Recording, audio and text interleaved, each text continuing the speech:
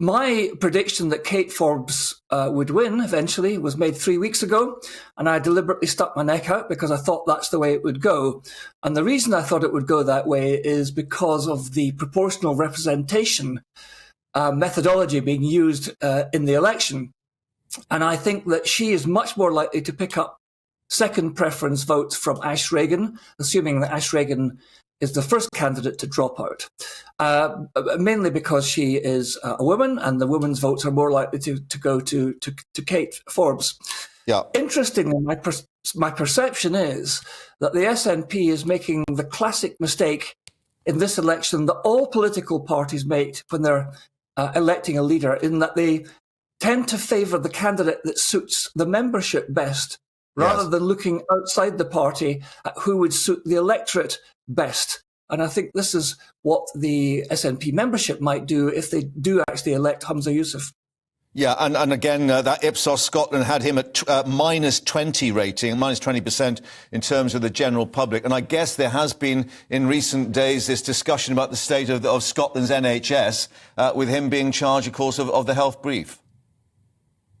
Absolutely. I mean, Humza Yousaf actually has held 3 ministerial appointments, and in all of them, his performance has been decidedly underwhelming.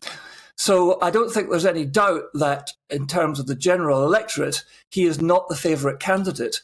But because he's got the full force of the SNP cabal and hierarchy behind him, he may well take it by a whisker.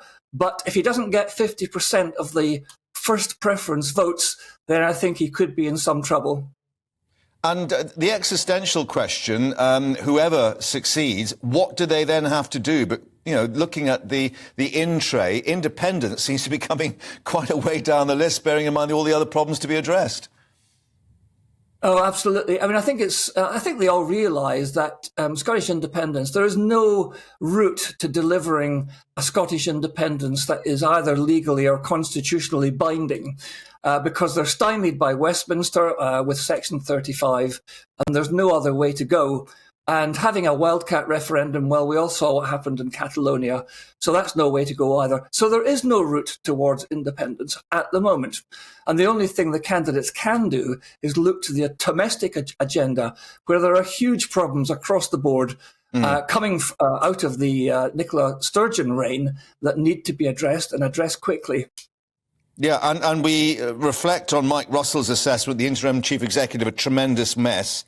There's the whole question about the party membership. How many party members are there? And I think are missing £650,000. Where has that gone? Have they found it down the back of the sofa yet? Well, that is one of the questions that needs to be answered very quickly. Police Scotland are investigating the so-called missing £600,000 and are concentrating on, at the moment, as I understand it, the purchase of vehicles, cars and motors, which some of that money seems to have been expended on. For what purpose, I'm not quite sure. But eventually that will all come out in the wash. And it's just one of the multitude of problems that whichever candidate is elected is going to have to take on.